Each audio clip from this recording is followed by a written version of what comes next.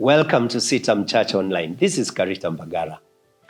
In the book of 1 Corinthians chapter 5, verse 11, the Bible tells us that we should not be conjoined or equally yoked with unbelievers.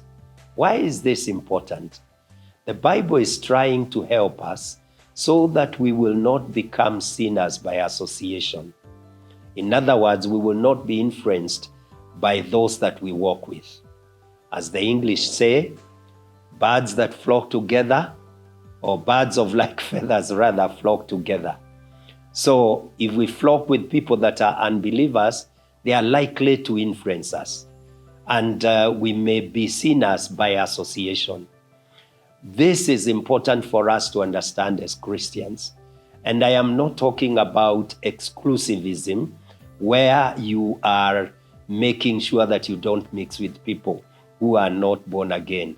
That is not the case. I think the call here is for insulation, not isolation.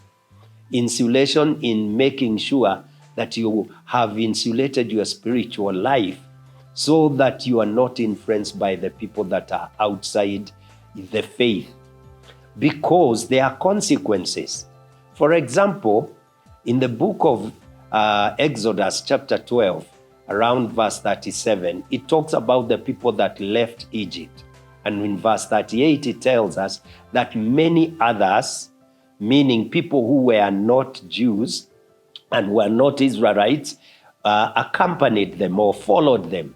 These were people that were impressed by the miracles that God had performed in Egypt, not that they themselves had acknowledged God in their hearts. Most likely, these were just people that were impressed and therefore wanted to follow to see maybe more miracles. And in the wilderness, the same people became the rabble rousers, the ones that caused problems, so that unbelief became rampant when the trial came and when miracles were not happening.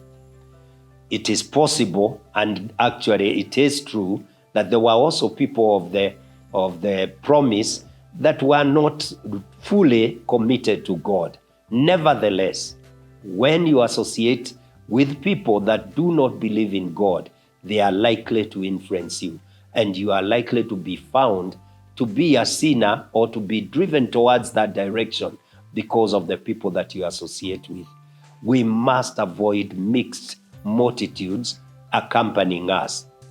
That's why in the book of Nehemiah, after the people had returned to the promised land, and they read the word, and you can read this in Nehemiah chapter 13, verse 1 to 3, and they realized what God had said, that the people of God were to be insulated, they were to stay apart, they were not to mix equally with the Moabites and the Ammonites, they were not to intermarry because they would be influenced by them. What Nehemiah did, and the leaders of the day, was to actually separate themselves as the word of God required. I think in the present day church, there is a lot of mixing up so that you can't quite tell who is truly committed to God and who is not. And sometimes you may find even people who have not committed themselves to God. They are the ones taking leadership. They are the ones that are leading the people of God. And that is a dangerous position. I think it is time for us to call the believers to have a discerning spirit and to insulate themselves as individuals, and also to ensure that they refuse the partnership of those who are ungodly and those who are living in immoral life.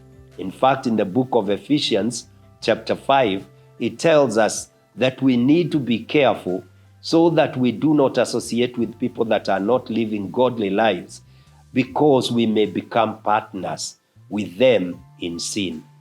It is an important thing for us to consider. And I would want to hear what you think about this. Remember again, it is impossible to isolate yourself. We live among them, and the Bible is not calling us to isolate ourselves, because we will also not bear witness. In any case, some of those people are our brothers and sisters. But what is important is for us to insulate our hearts, to insulate our minds so that we are not totally and completely in agreement with everything that they do. May the Lord help you as you consider what I have said. Thank you.